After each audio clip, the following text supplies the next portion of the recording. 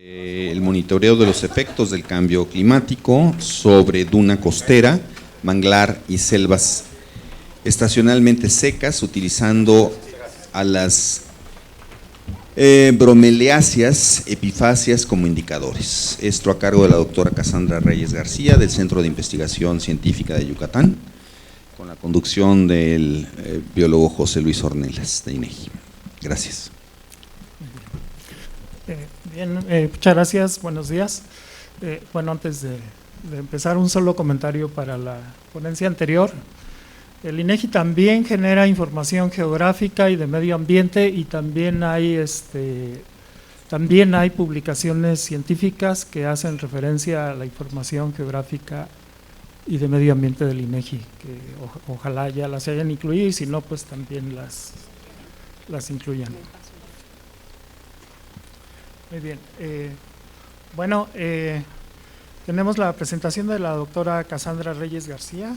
Voy a leer muy rápido su resumen. Es bióloga de la Universidad Nacional Autónoma de México y hizo su doctorado en la Universidad de Cambridge, en el Reino Unido, de 2001 a 2005, y así como postdoctorado en el Centro de Investigación Científica de Yucatán, el CICI, que es además donde es investigador titularse, desde 2007, y miembro del SNI desde 2009, con nivel 1.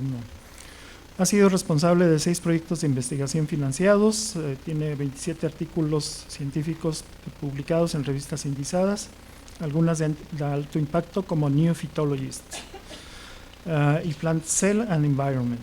También ha participado en 2 capítulos del libro y publicado 5 artículos de divulgación, 2 tesis de estudiantes de licenciatura, 5 de maestría y 3 de doctorado, y ha presentado casi 50 trabajos en congresos nacionales e internacionales.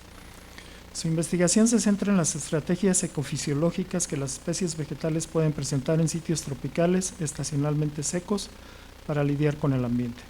Sus últimos proyectos han tenido el objetivo de caracterizar a las bromeliáceas epífitas como especies marcadoras de los efectos del cambio climático en diferentes tipos de vegetación, utilizando el seguimiento de parcelas permanentes, así como la caracterización climática y fisiológica in situ y ex situ. Bien, doctora. Bueno, pues muchas gracias por la presentación. Si me ponen la… Bueno, pues aquí les presento en unos dibujos a las bromeliáceas epífitas, que, bueno, epífito significa epi, arriba, fito, planta, ¿no? Entonces son plantas que crecen arriba de otras plantas, y pues ya en las conferencias anteriores se ha hablado de la importancia del cambio climático, cómo está afectando, aumentando las temperaturas, cambiando los patrones de lluvia, y pues se vuelve necesario tener indicadores de preferencia tempranos de lo que está pasando con nuestros ecosistemas naturales. Estos ecosistemas son los que nos están defendiendo del cambio climático, al ser los que están tomando CO2 del ambiente, y pues su afectación pues sería muy grave, ¿no? Entonces, las epífitas se han planteado como un buen modelo para estudiar el cambio climático o los efectos de este. ¿Por qué? Porque tienen tamaños pequeños, muy pocas reservas en ellos. Por ejemplo, un árbol tiene gran talla de tronco en sus raíces, y ahí acumula agua y carbono que utiliza cuando hay un año malo. Sin embargo, sí puede verse afectado, por ejemplo, producir menos semillas, que las semillas no germinen. Entonces esto nos lleva como un retraso de los efectos que están pasando hoy, los vamos a ver tal vez en 10 años. Y las bromelias, pues al no tener todas estas reservas, están más expuestas, viven arriba de los árboles, entonces tampoco tienen sus raíces en el suelo, entonces esto también hace que tengan menos acceso a un agua más permanente, y también están más expuestas. Entonces esos que son sensibles, pero además están más expuestas. ¿Por qué? Porque también son perennes. Al tener muy pocos nutrimentos arriba en el dosel, pues no les conviene tirar sus hojas, y pues estos sitios donde estoy trabajando son estacionales. La mayoría de los árboles tiran las hojas para evadir la sequía, y estas no, entonces están también más expuestas. Y por esa razón, pues pueden ser unos indicadores tempranos. También observamos que son unas especies clave. Una especie clave significa una especie que puede no ser muy abundante, pero que interactúa con gran cantidad de individuos o especies en un ecosistema, y entonces se vuelve particularmente importante. Su pérdida puede concatenar la pérdida de muchas otras especies, ¿no?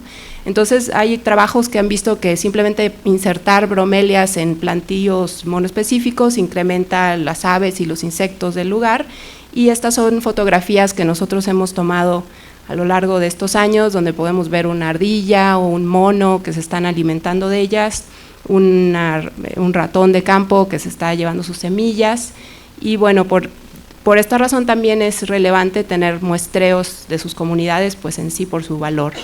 Entonces, pues es un buen bioindicador, pues estamos planteando que nos van a enseñar, porque van a morir de una manera más espectacular que los árboles, los cambios que ya están afectando a los ecosistemas. Entonces, desde 2009-2010 establecimos cuadrantes permanentes, varios en cada sitio de estudio. Tenemos en el norte de la península un manglar en Celestún, un matorral de duna costera en San Benito, y conforme nos movemos de norte a sur, 3 selvas que cada vez son más altas porque hay más lluvia: la selva baja de Sivichaltún, la selva de Kiwik y la selva de Calakmul en el sur. Bueno, el objetivo general de este proyecto, entonces, bueno, como ustedes ven, ya era un proyecto que ya estaba establecido. Cuando surge la convocatoria, pues pedimos dinero para, por un lado, continuarlo, porque para que este tipo de datos puedan tener sentido se necesitan bases de datos más a mediano plazo. Entonces, bueno, es monitorear los efectos de cambio climático sobre el matorral de duna costera, manglar y selvas baja, mediana y alta de la península de Yucatán, utilizando a las bromeliáceas epífitas como indicadores. Y pues aquí viene el nuevo reto: desarrollar un protocolo para extender este monitoreo a otras áreas geográficas del país. Entonces, esto surge de 2 grandes preguntas. ¿Podemos contar con los datos de estas comunidades y el conocimiento de su biología para generar un modelo de respuesta a la variabilidad climática? Y podemos desligar este modelo de las especies yucatecas de manera que en otras zonas del país, con otras especies, se pueda replicar sin que ellos cuenten con todo el acervo de información que nosotros hemos generado en ya casi 10 años. Entonces, bueno, acabamos de terminar la etapa 1, que es principalmente de colecta de datos. En la etapa 2 hay más colecta de datos, pero se centra sobre todo en el análisis, y ahorita les voy a comentar pues parte de los análisis que se tienen de la etapa 1. Entonces, bueno, me voy a centrar en las 2 primeras metas por cuestión de tiempo. Estas son pues el monitoreo de estas 5 regiones y la medición de los rasgos morfológicos de las especies para poder luego utilizarlos para extrapolar a otras especies. Entonces, pues esta es ya pues una gráfica de cómo están reaccionando las poblaciones de epífitas en lo que es la selva baja de Sivichaltún. Mi estudiante de maestría, David Pérez, que está por titularse, hizo pues estas gráficas para todos los ecosistemas, y lo que vemos es en el eje de las Y es un índice poblacional que si es igual a 1 significa que no hubo un cambio en las poblaciones. Si es mayor que 1 es un reclutamiento, o sea, tenemos nuevos individuos, y si es menor que 1 tenemos muertes. Entonces, bueno, otra cosa que vemos son los diferentes colores de las líneas de la regresión, que son diferentes árboles hospederos.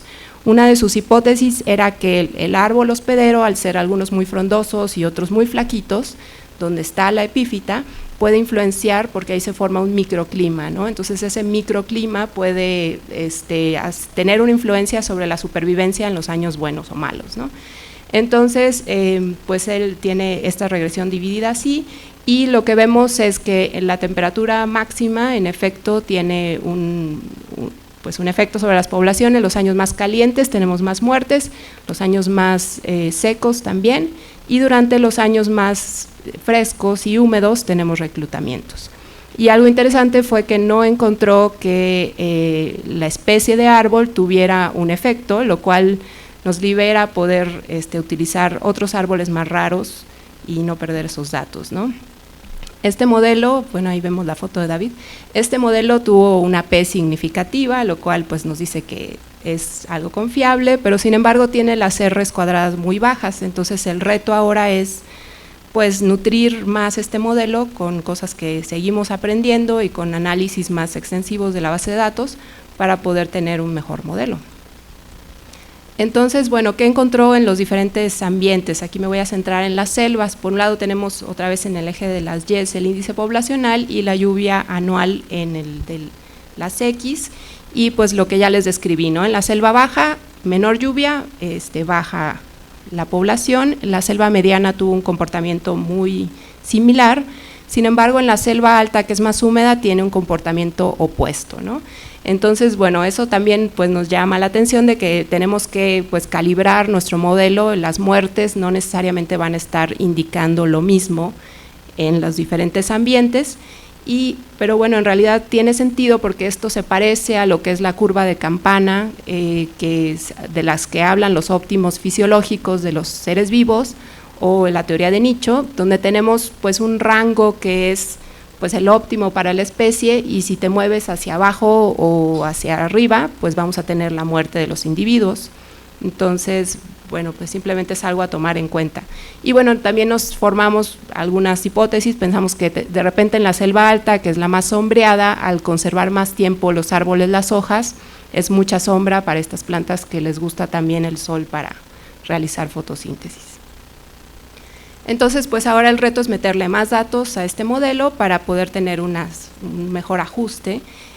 David fue un estudiante muy cauteloso, excluyó las especies epífitas poco abundantes, las especies de hospederos con pocas epífitas, que bueno, al menos en este segundo pues punto ya vimos que la especie del árbol no fue importante. Podemos incluir esos datos en los nuevos modelos. Y bueno, para incluir las especies raras, pues nos lleva también un poco a la otra actividad, que es la de las mediciones de caracteres funcionales morfológicos, con la finalidad de poder incluirlos en el análisis de sensibilidad de las especies, buscando extrapolar esta metodología a otras áreas geográficas del país, donde pues encontremos especies con caracteres similares. Bueno, ¿qué son los tipos funcionales? Los tipos funcionales son pues formas diferentes que presentan las plantas y que están ligadas a diferente fisiología y diferente adquisición de recursos, o sea, agua, luz, nutrientes.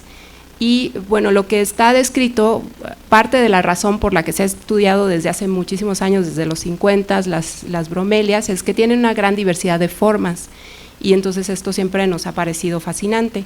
Los dos tipos funcionales descritos que encontramos para las epífitas de estas selvas estacionales son las tanque, que pues en su roseta forman en su base de hojas anchas un reservorio de agua impermeable, donde pues entre un evento de lluvia y otro colectan ahí su agua para poder continuar sus procesos sin tener pues un nuevo evento de lluvia, ¿no? Y las atmosféricas, que estas son como esponjas que absorben rápidamente todo el agua que reciben y que pues cuentan con su reserva de agua dentro de sus tejidos y suelen ser más ahorradoras de agua, ¿no? Sin embargo, lo que hemos observado, y bueno, hay algunas publicaciones también de otras personas, es que al especializarse en adquirir, es que en estas selvas estacionales donde la precipitación no es tan alta, empiezan a especializarse más allá de esta dicotomía de formas en adquirir las otras fuentes de agua, como la neblina y el rocío. Entonces tenemos más formas divergentes que estas dos. Algo que también quiero comentarles son los tricomas absorbentes. Como viven ahí arriba de los árboles, sus raíces en realidad solo les sirven para tomar agua, para agarrarse del árbol, y la manera de tomar agua y nutrientes es a través de estos tricomas que se encuentran en la superficie de sus hojas. Entonces la fotografía es una fotografía de microscopio donde podemos verlos, y los esquemas son como lo que sería un corte transversal de la hoja, donde podemos ver la superficie de la hoja y luego esta como escamita que está arriba, que es el tricoma, y en su base tiene los transportadores para tomar el agua y los nutrientes. Bueno, regresando a los tipos funcionales, la capacidad de almacenaje del tanque puede ser muy diversa. En selvas mucho más húmedas como las de Panamá llegas y encuentras unas bromelias enormes con unos tanques que pueden tener más de 6 litros de almacenaje, pero pues de lo que encontramos en la península de Yucatán, pues la que más tiene son 2 litros y algunas tienen 30 mililitros, ya una gran diversidad, ¿no? Y pues esto nos lleva a lo que es el trabajo del estudiante de doctorado Eduardo Chávez, que tiene un artículo que nos acaban de aceptar, sobre el uso de rocío en estas plantas. En el esquema lo que podemos ver es su diseño experimental. Él se llevó las plantas, las puso en unas mallas de diferentes especies creciendo juntas en la selva de Sivichaltún, y a la mitad las cubrió con un plástico durante la noche para que no pudiera condensarse el rocío sobre sus hojas, y de esta manera durante la sequía pudo comparar cómo de la misma especie un lado y el otro, y simplemente la diferencia es la formación de rocío sobre sus hojas, si hubo una diferencia en el contenido de agua. Entonces algunas especies sí tenían pues menos agua, las que no tenían rocío que las que sí tenían, otras especies les dio lo mismo, y esta diferencia en el agua en algunas especies fue relevante para su fotosíntesis. Entonces eso nos ayudó a aislar muy bien que plantas viviendo en un mismo sitio, conviviendo, pueden tener estrategias muy diferentes y reaccionar muy diferente al ambiente, ¿no? Y también nos permitió como aislar cuáles son esas especies y ver pues qué está ligado, cuáles caracteres morfológicos está ligado, ¿no? Entonces aquellas que tenían la condensación de rocío tienen mucha superficie de su hoja expuesta. Este es un corte transversal de una hoja que encontré en la web y simplemente la alargué y otra la hice más pequeña, ¿no? Y esto es lo que está pasando en la evolución de estas plantas, ¿no? Algunas tienen mucha superficie expuesta y sobre esa superficie se condensa el rocío cuando baja la temperatura de la hoja en la noche. La hoja se vuelve más fría que el aire que la circula, y si el aire está cargado de humedad, pues se condensa el rocío sobre esta, ¿no? Entonces hay una especialización para favorecer la condensación del rocío, mientras que en la estrategia opuesta la planta disminuye su superficie porque dentro de esa superficie están estos poritos por los que toma el CO2 para hacer fotosíntesis, pero también pierde agua. Entonces esta es otra estrategia en la cual disminuye su pérdida de agua y almacena el agua dentro de sus tejidos. Y pues la idea es que esto va a repercutir sobre sus poblaciones, ¿no? Tenemos que poblaciones viviendo una al lado de la otra, diferentes especies con diferentes morfologías, van a reaccionar de una manera diferente al ambiente, y pues esto hay que tomarlo en cuenta en el modelo. Aquí tenemos datos, población, números de individuos en Sivichaltún también, del 2008 al 2018, y vemos que a partir de 2015 hay un incremento en esta especie Tillandsia elongata, y si lo comparamos con la especie que está viviendo en el mismo árbol, Tillandsia brachycaulus, vemos que los datos poblacionales son completamente diferentes. Entonces sí hay que tomar en cuenta pues esta morfología que está relacionada a la fisiología y a su reacción al ambiente. Otro tipo es las nebulofitas. Estas cosechan no agua de condensación de rocío, que sería la hoja ancha que está a la derecha, sino las hojas pequeñitas que están a la izquierda. Estas cosechan neblina. Esa neblina, aquí puse rocío, ¿verdad? Perdón. Las de las hojas chiquitas están interceptando la neblina. Tienen hojas muy largas que se mueven en las corrientes de viento, suelen estar en los lugares más expuestos, y pues esas hojas van como interceptando las gotitas de neblina que están en el ambiente y utilizando esa agua para su fisiología. Y pues este es un ejemplo de la manera en la que queremos extrapolar, digamos, nuestros datos. Nosotros tenemos pues todos los datos de esta Tillandsia juncia, que es la que está a la derecha, pero hay otras 3 especies que viven en diferentes estados de la República y cuya forma es prácticamente la misma, ¿no? Entonces esperamos que pues la relación de la morfología, la fisiología y la respuesta al ambiente nos permitan pues como extrapolar nuestras observaciones a otras especies que compartan esta morfología. Entonces, este es un ejemplo de los diferentes rasgos funcionales morfoanatómicos que estuvimos completando en este año. Por ejemplo, la capacidad de almacenaje de tanque, que en estas nebulofitas no lo hay, la baja suculencia que presentan, alto índice de forma de la hoja, es decir, la longitud entre el ancho de la hoja, que nos da la idea de que son aciculares, y bueno, otras cosas que ya no voy a decir porque ya no me queda tiempo.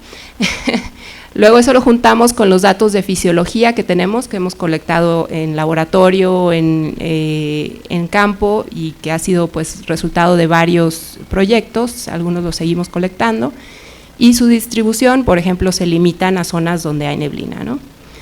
Y lo que queremos es al final destilar como, por ejemplo, 3 o 2 datos anatómicos que sean muy fáciles para el investigador medir en otro sitio, como por ejemplo sin capacidad de almacenación de almacén en tanque, suculencia abajo de 50 gramos por centímetro y índice de la hoja arriba de 90, y ya que diga, bueno, esta es una nebulofita y eso me dice que va a tener alta sensibilidad a la humedad relativa, estructura del dosel y las temperaturas mínimas.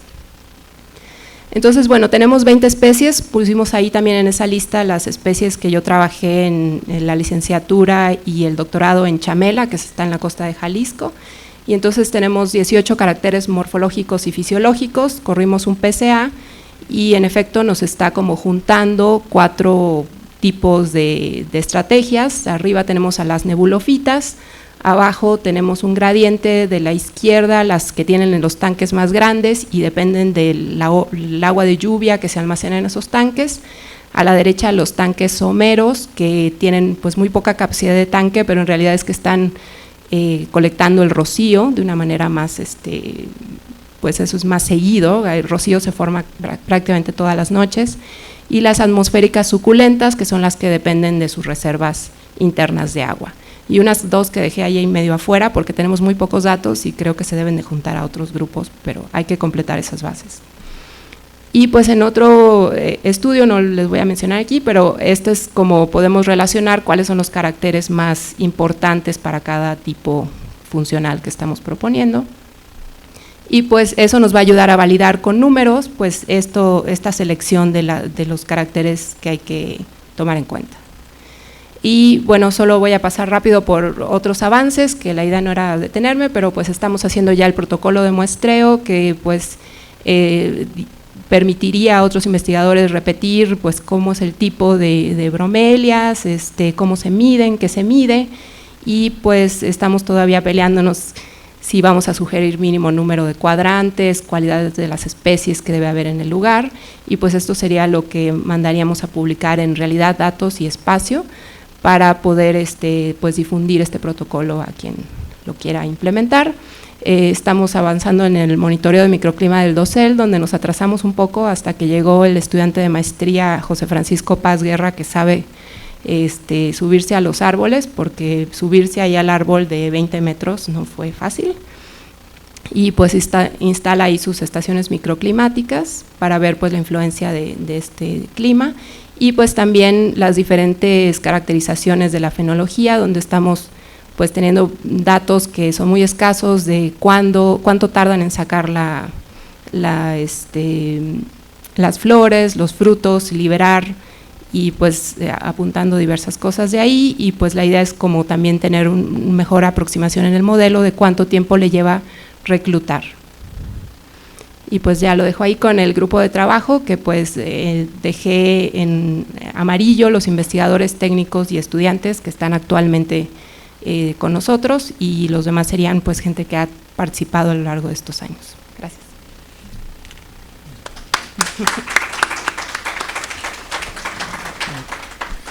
Muchas gracias. Bueno, cuando oímos de cambio climático, muchas veces lo que se escucha es que si aumenta el nivel del medio del mar, lo cual es hasta ahora pues muy poco perceptible, ¿no? Entonces realmente muchas veces los cambios que se ven son más sutiles, y unos de ellos son precisamente en la composición de especies, tanto de plantas como de animales, que son bastante más sensibles, y uno de estos casos es precisamente el de las bromeliasas. Entonces, solo para dar idea de la importancia que tienen estas plantas, aparte en muchas otras cuestiones que por el tiempo no se mencionan, ¿no? Bueno, yo tengo preguntas, pero primero preguntas, comentarios. Hola, buenos días todavía. Muy bonito tu trabajo, Cassandra. Me llama mucho la atención que gran parte de la información que se presenta viene de un trabajo previo, ¿no?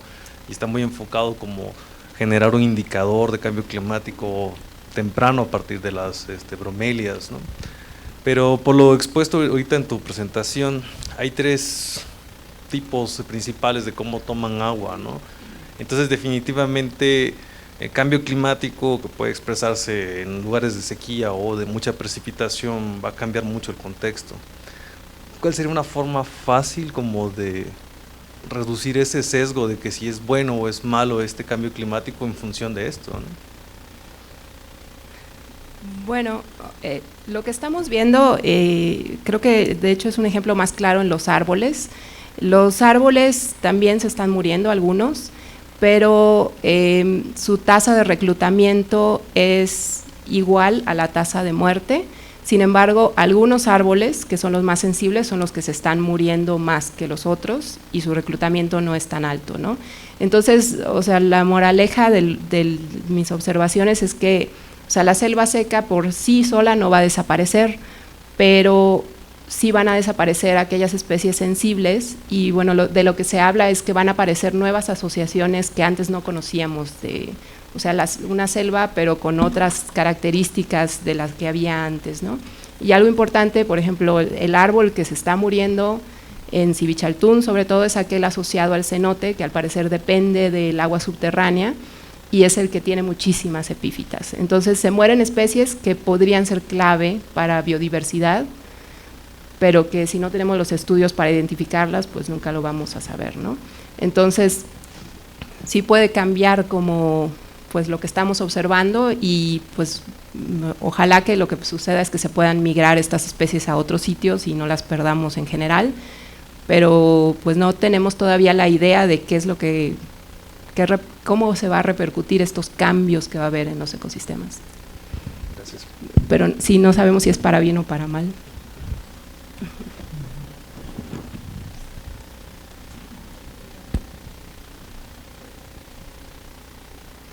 ¿Tienen la serie de temperaturas de las áreas y lo vinculan con la parte del registro de la flora? Sí, hicimos 2 cosas. Las series las estamos tomando de estaciones de Conagua, que en realidad pues tienen más estandarización. En todos los sitios tenemos estaciones de Conagua cercanas. Y también estamos haciendo el monitoreo del microclima, pero el microclima pues lo tomamos, digamos, un año estacionalmente, lluvias, sequía, nortes, y pues vemos cómo a partir de la temperatura que registra la estación hay una variabilidad a lo largo del dosel. Y bueno, solo mostré el modelo de la selva seca, pero en la selva más alta sí hay un efecto del estrato del dosel sobre la supervivencia de las plantas. Entonces el clima está a esos 2 niveles y pues básicamente necesitábamos suficientes repeticiones de años para poder hacer este análisis, ¿no? Previo a esto tuvimos un proyecto de ciencia básica donde queríamos ya hacer estos modelos y la verdad es que no teníamos los datos suficientes para tener algo estadísticamente importante.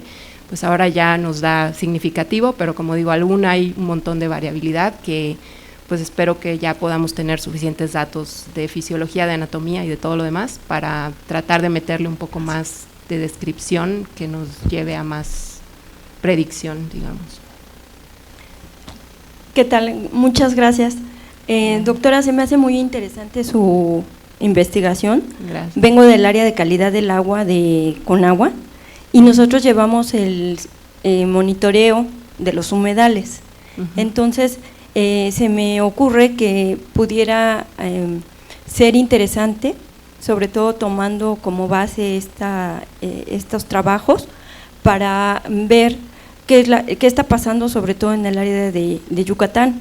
Nosotros estamos haciendo una investigación muy puntual respecto a cómo se está perdiendo justamente todos los ecosistemas del área en esa zona.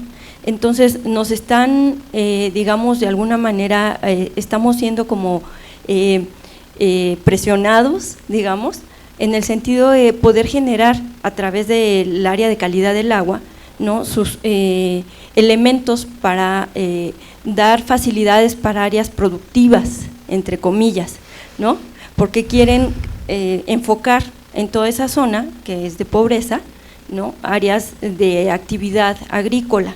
Sin embargo, justamente estos trabajos lo que nos están y estamos observando es que se están perdiendo los humedales y la detección temprana, como la de sus trabajos, ¿no?, nos va a permitir entonces de alguna manera reforzar lo que nosotros pensamos, ¿no? No se trata de hacer un cambio de uso de suelo ahí, ¿no?, sino más bien ayudar a la naturaleza a que realmente se regenere. Entonces, me gustaría mucho después acercarme para ver, tenemos mucha información de calidad del agua específicamente en esas zonas que pudiera de alguna manera complementar a lo mejor alguno de los avances y trabajos que pudieran tener. Sí, me encantaría platicar contigo porque la parte del agua yo creo que es algo muy importante y a la par de estos análisis que hizo este mismo estudiante David, corrió series de datos de clima de las estaciones que Progreso y Mérida, por ejemplo, tenemos desde 1920, me parece, la estación, y de todos los sitios, lo más dramático que vemos en cambio de temperatura y de lluvia es la estación de Mérida. Y hay un cambio como de 5 grados, parecen como 2 gráficas, hay una tendencia a aumentar la temperatura, pero de repente hay un brinco y de ahí se sigue otra vez la misma tendencia. Y ese año lo pudimos relacionar con que se expande el aeropuerto, que es donde está puesta esta estación, y entonces pues la hipótesis es que es el efecto de la deforestación, es lo que está. Y dentro de los cambios, si las muertes son bastante dinámicas las poblaciones, entonces sí hay muertes de bromelias en todos los sitios o reclutamientos en algunos, pero el que está cerquita de Mérida, Sivichaltún, que poco a poco la ciudad lo ha estado englobando, es el que tiene muertes de manera radical, 50% de las poblaciones a veces de un año a otro, y yo lo relaciono con eso, con en parte la extracción del agua del manto freático por medio de la ciudad, que está bajando esa tabla de agua, está afectando a los árboles y está afectando a las bromelias también.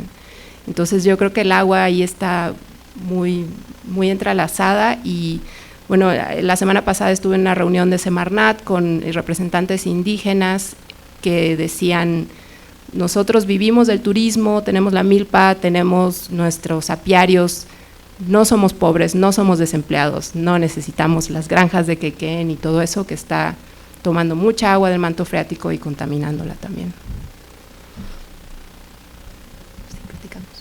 Me encantó su presentación. Una pregunta de alguien que no es cercano al tema. Su trabajo tiene que ver eventualmente o en qué momento, que pudiera platicarnos acerca de eso, con el cambio climático, es decir, este tipo de plantas benefician, tienen un impacto en ese ámbito. Bueno, el cambio climático pues es algo como a largo plazo, ¿no? Se empiezan a ver los efectos desde los 70s, que va cambiando la composición atmosférica. Entonces, lo único que tenemos, lo óptimo, y por ejemplo en Europa, en Estados Unidos, sí hay algunas series de datos muy puntuales de a qué altitud encontraban cada especie en una montaña hace 100 años, y lo comparan con los datos actuales y entonces ven que ya hay una migración porque se calentó y entonces se fue más arriba en la montaña. En México no existen como esas bases de datos tan finas, más que listados florísticos, pero no bases de datos de abundancia, que es lo primero que está cambiando, ¿no? Entonces, lo nuestro es una aproximación a respondiendo a variabilidad meteorológica en realidad, que es como más año con año o hora con hora, cómo están respondiendo las plantas, y lo único que podemos es como pensar si para el futuro se espera que va a seguir incrementando la temperatura, pues vamos a tener cada vez mayor disminución. Son unos indicadores y son especies claves porque sí interactúan con muchos organismos y pueden favorecer la riqueza, tal vez de fauna, pero al final los más importantes para combatir el cambio climático son los árboles, pues son los que tienen más tasas de fotosíntesis, que están tomando el CO2 de la atmósfera y almacenándolos en sus tejidos. Entonces, en ese sentido, como sinks de carbono o sumideros de carbono, no son tan importantes las epífitas, son muy conservadoras, no tienen altas tasas de fotosíntesis. Sí, como que su utilidad es más como indicadoras, ¿no? Como que nos avisan pues de que algo está pasando. Sí. Hola, me gustó mucho tu trabajo. Gracias. Yo he vivido en Yucatán, entonces me salen dos dudas. Una de las especies estaba muriendo según el experimento.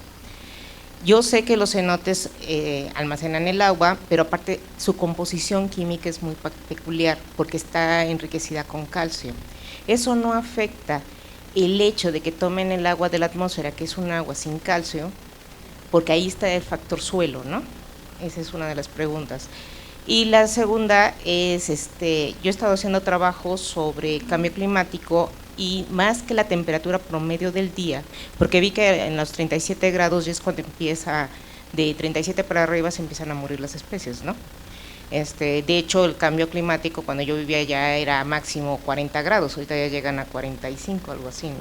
O sea, hay una gradiente de 5. Sí. Entonces, la correlación se mejora mucho por tu R cuadrada, que en vez de tomar la temperatura promedio del día, tomes el gradiente de temperatura, que es donde se crea la precipitación, ya sea de lluvia o de rocío. Sí, hemos hecho varios, estábamos haciendo varios intentos de cuál es la mejor variable predictiva. Ahora sí que estos primeros modelos que se corrieron fueron dentro de esta tesis y pues el comité fue muy enfático con mi estudiante de no, tienes que tener una hipótesis de por qué usas eso y usarlos, ¿no? Entonces no hemos evaluado muchos de las cosas que podemos evaluar, sí, eso es algo importante, aunque también esa temperatura era la temperatura máxima anual. Entonces no es la temperatura promedio, pero sí está promediada los máximos de cada mes, me parece, y se promedian para sacar.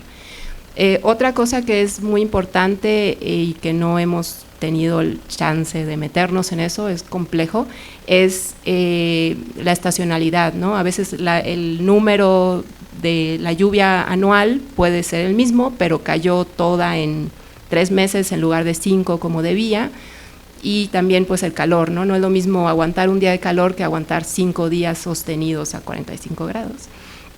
Entonces, eso es algo de lo que se ha hablado mucho en la teoría de qué pasa con el cambio climático, que hay un aumento en estos eventos extremos, y es algo en lo que todavía no hemos metido mano, porque sí va a ser talachudo pensar en esas cosas.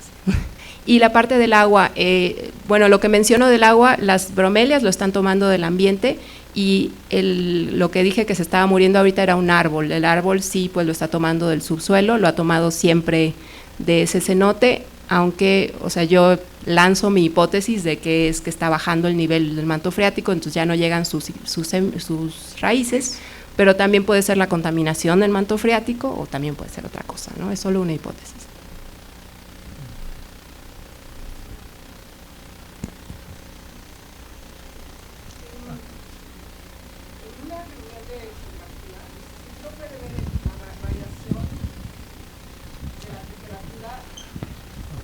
Por día, pero alguna vez comentaron, no soy conocedora ni nada, pero que además hay ciclos, lo que le llaman el niño y la niña. También lo consideran, es decir, esas variaciones consideran esas fluctuaciones que provocan el niño y la niña. Bueno, en la reacción de las bromelias, ahora sí que en este momento hicimos como las dos cosas. Primero ver cómo se comportan a lo largo de los años, porque también, o sea, su divergencia podría estar dada por otros procesos que no tienen que ver con el clima. Vimos que no había como una relación con de siempre se va muriendo todos los años esta especie, ¿no? Entonces dijimos, bueno, puede estar reaccionando al clima, y luego lo corrimos con los datos climáticos. Ahí en realidad no nos importa si fue un año de niña o año de niño. Sí nos importaba más para estas relaciones que hizo David. Él utilizó un modelo ARIMA que justamente te ajusta los datos buscando una periodicidad, y pues eso era lo que queríamos ver si podíamos definir, ¿no? Bueno, una idea de usarlo es que puede haber como hay un evento de niño y hay como un efecto sobre los siguientes tal vez 3 años, ¿no? Entonces como que eso no nos afectara nuestra tendencia de cambio a más o menos, ¿no? Entonces ese modelo ARIMA pues toma en cuenta esas, pero también te da si hay una periodicidad significativa. Y desgraciadamente con la serie de datos que tenemos y su longitud no la encontramos, porque sí queríamos ver algo interesante que está pasando con el clima en la península, es que un año húmedo en el norte puede ser un año seco en el sur y puede ser intermedio en el medio, ¿no? No hay una tendencia que se estén moviendo el mismo año hacia lo mismo. Entonces, claramente hay diferentes factores que están influenciando, corrientes que vienen del Golfo, cosas que están pasando en el Caribe y en el Pacífico, están influenciando esta península que está ahí en medio, y hace que pues sea como menos predecible. Y sí estábamos buscando eso, pero no, todavía no lo encontramos.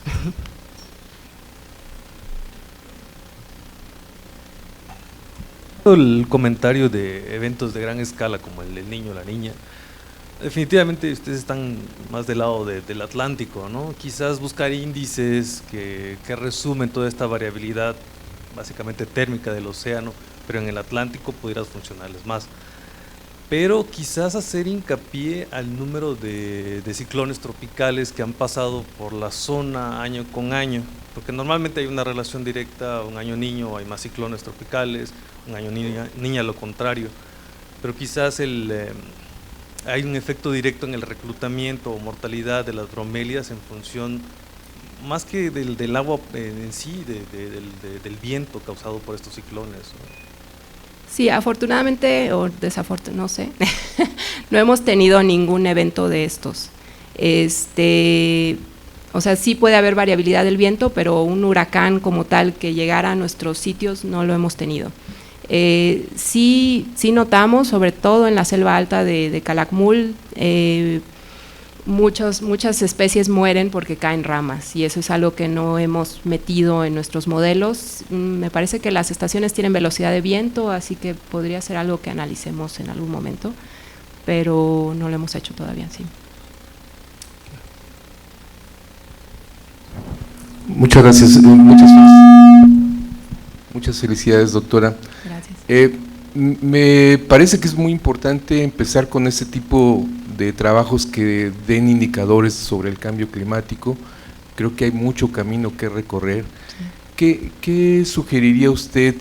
¿Hacia dónde se deberían de enfocar las investigaciones más o menos de esta naturaleza que permitieran realmente tener eso, tener focos, tener llamadas de atención sobre el cambio climático relacionados con elementos biológicos, ¿no? Además de los que ya mencionó, por ejemplo, distribución de especies por altitud, por latitud, ¿hacia dónde cree que se deberían de orientar las investigaciones que permitieran efectivamente generar información para la toma de decisiones? Creo que no puedo responder eso. O sea, hay tantas cosas por hacer. Ahora parte de los objetivos de este proyecto era seguir la fenología de las especies, la fenología reproductiva, y la idea era simplemente que pues no sabíamos cuánto tiempo tardan en sacar flor, fruto, dispersarse, si hay diferente estacionalidad, y queríamos pues en el modelo, pues es como muy inmediato, es el año anterior, podemos ver qué clima hubo en la sequía dura y cuando vamos pues cuántas se murieron, ¿no? Pero para el reclutamiento pues tal vez tendríamos que pensar 2 años antes o 3, cuánto tiempo tardó en sacar el fruto, en incorporar esto al modelo, ¿no? Pero lo que encontramos es que en efecto en la duna costera hay una especie que sí se está muriendo año con año, cada vez está bajando su población, pareciera no depender en el clima, y encontramos que tiene hasta 3 especies de hongos que están parasitándola en sus inflorescencias, hasta ahorita hemos visto. Y pues nos preguntamos si también puede ser el aumento en temperatura, hace que aumente este tipo de parásito y pues está matando a las plantas, ¿no? Entonces no hay casi nada de estudios de salud de las plantas. Conozco unas personas que estaban trabajando en algún bosque cercano a México, ahorita no me acuerdo, y están viendo que en los bosques pino-encino no hay reclutamiento de los árboles, entonces dicen los árboles, eso se le llama como una población remanente, si no se reclutan nuevamente, pues en algún momento va a desaparecer ese tipo de vegetación. Entonces creo que pues los estudios que se han hecho y que han salido como a mirar más de cerca las poblaciones y las dinámicas, pues están encontrando que hay cambios, pero pues sí hace falta hacerlo como desde muchos lados y hacer, yo creo que necesitamos información de cuadrantes permanentes, que es lo que nos va a decir qué había ahí y cómo va cambiando, ¿no? Pero pues sí, desde muchos puntos de vista, o sea, podría ser gente que trabaja con fauna, micólogos, muchas cosas. No sabría dar una línea, hay mucho por hacer, creo. Muy bien, pues muchas gracias por las preguntas. La verdad es que hubo bastante más de las que pensaba, lo cual está muy bien. Yo también tenía una o dos, pero ya se terminó el tiempo, entonces pues le entregamos un diploma a la doctora Reyes.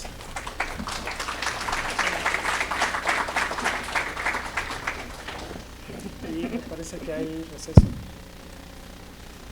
Bien, muchas gracias. Ahora sí tenemos un pequeño receso. Volveremos en 10 minutos a las 11:20 con el siguiente trabajo. Gracias.